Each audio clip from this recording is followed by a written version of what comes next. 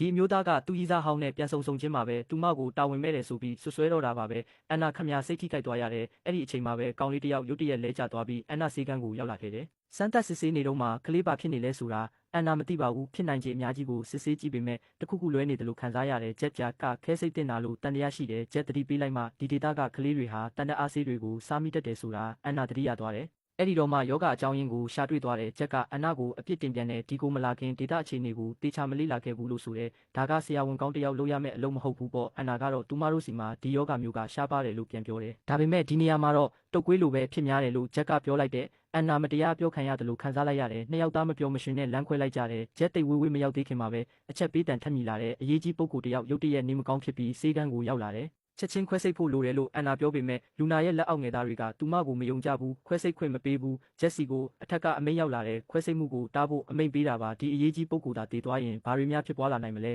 နောက်ဆက်ပြီးဘာတွေဖြစ်လာမလဲသိချင်တယ်ဆိုရင်တော့ဒီဗီဒီယိုကို like and follow လုပ်ခဲ့နော်